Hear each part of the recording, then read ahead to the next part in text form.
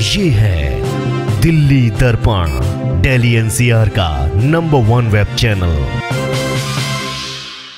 अगर आपको लगता है कि आज के आधुनिक दौर में देश की सबसे प्राचीन भाषा संस्कृत पर कोई संकट है, तो ये सुन लीजिए।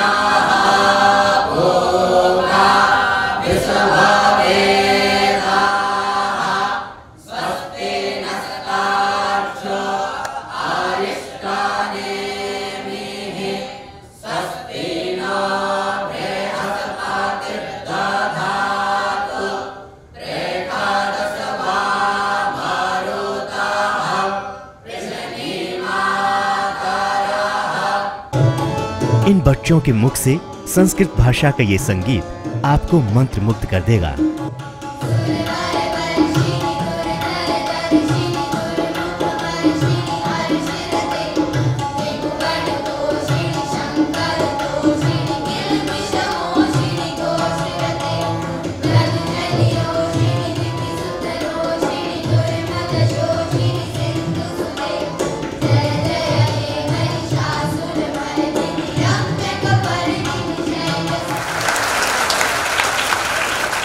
आपकी ये सोच भी बदल जाएगी कि संस्कृत केवल वैदिक और कर्मकांड से जुड़ी भाषा ही रह गई है।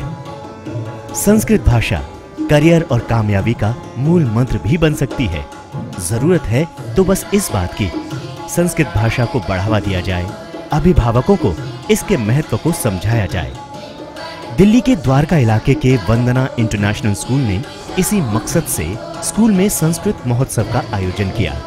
इस आयोजन में संस्कृत भाषा के कई विद्वान, गुरु और एकेडमिशियन सहित सीबीएसई के चेयरमैन राजेश चतुर्वेदी भी मुख्य अतिथि रहे, जिन्होंने संस्कृत भाषा के विकास और महत्व पर अपने विचार रखे। संस्कृत प्राचीनतम भाषा है विश्व की, और हमारे देश की सभी भाषाएं संस्कृत से नहीं निकली हैं, बल्कि विश्व की भी भाषाएं, बहुत सी भाषाएं संस्कृत से ही निकली हैं।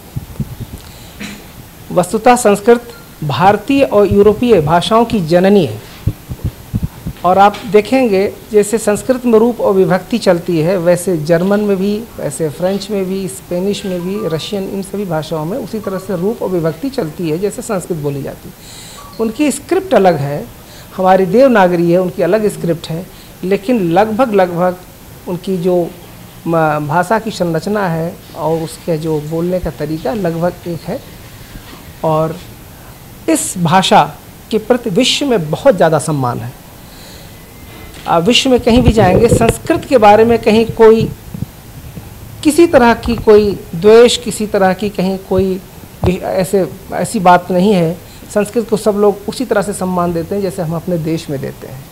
इसलिए आवश्यकता इस बात की है कि इस भाषा को बढ़ाने के लिए हम लोग प्रयास करें, और इसकी जो पिछले कई सालों में, या हम ये कह सकते हैं पिछली शताब्दी में, जो संस्कृत के साथ एक ये जुड़ गया कि धार्मिक भाषा है, क्योंकि हमारे देश में संस्कृत जो है वो धार्मिक अनुष्ठानों, पूजा पाठ, इन सब के साथ ही सीमित हो गई है, कर्मकांड की भाषाओं में शामिल हो गई है। क्योंकि हमारे जो विद्यालयों में जिस तरह की पढ़ाई होती है, उससे इस चीज़ को ही ध्यान में रख के पढ़ाई जाती है। अब इससे हमें आगे निकल करके इसको वैज्ञानिक तरीके से पढ़ा करके और इसको आगे बढ़ाना होगा। विशेष रूप से जो हमारे विदेशों में, नासा में जो वैज्ञानिक अनुसंधान हो रहे हैं, उसमें संस्कृत को उन्होंने कंप्यूटर के लिए सबसे एप्रोप्रिएट, सबसे अच्छी भाषा मानी है, क्योंकि ये इस भाषा में इतनी स्पष्ट है, व्याकरण इसका इतना कसा हुआ है कि इसमें कहीं कोई त्रुटि होने की संभावना नहीं है। इसलिए इस भाषा को कंप्यूटर की भाषा, आर्टिफिशियल इंटेलिजेंस और रिसर्च के लिए इसको काफ़ी उपयुक्त माना है। आज ये मानसिकता है कि संस्कृत को पढ़ा जाए और संस्कृत में जो निहित ज्ञान विज्ञान है उसको दुनिया के सामने रखा जाए। इसके लिए जैसा कि बार बार हम लोग कह रहे हैं कि आज के ये जो छात्र हैं, इन्हें संस्कृत का भी खूब अच्छा ज्ञान कराया जाए और इन्हें संगणक का भी, कंप्यूटर साइंस में भी उनकी रुचि हो, कंप्यूटर का अच्छा प्रयोग कर सकें, अंग्रेजी भाषा का भी उन्हें अच्छा ज्ञान हो, ताकि वो संस्कृत शास्त्रों में निहित जो ज्ञान है उसको दुनिया के सामने रख सकें। तभी मानवता का कल्याण है। दिल्ली के बड़े और आधुनिक कहे जाने वाले निजी शिक्षण संस्थानों में संस्कृत को ज्यादा महत्व नहीं दिया जाता। ऐसे में दिल्ली और एनसीआर में सबसे प्रतिष्ठित शिक्षण संस्थानों में शुमार वंदना इंटरनेशनल स्कूल की ये पहल सचमुच प्रशंसनीय है। इस संस्कृत महोत्सव में पहुंचे प्रमुख अतिथियों का स्वागत भी परंपरागत तरीके से ही हो रहा था।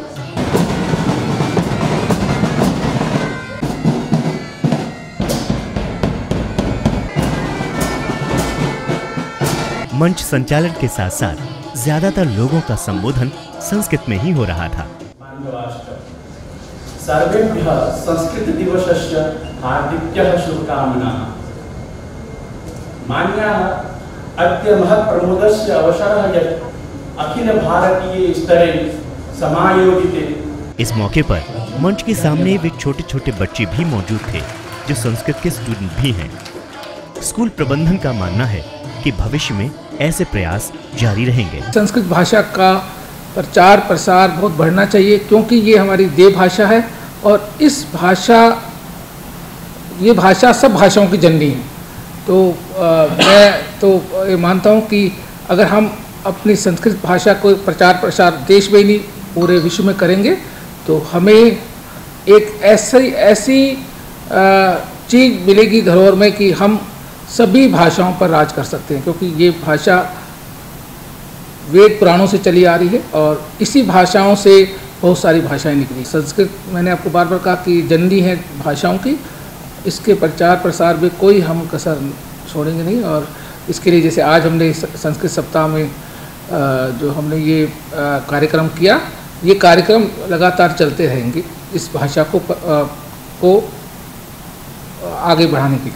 इस महोत्सव के मंच पर बैठे सभी प्रमुख लोग ये मान रहे थे कि देश का विकास संस्कृत के विकास से ही संभव है और संस्कृति का विकास सबसे प्राचीन भाषा संस्कृत से ही हो सकता है। दिल्ली दर्पण टीवी के लिए नवीन कुमार के साथ अभिजीत ठाकुर की रिपोर्ट।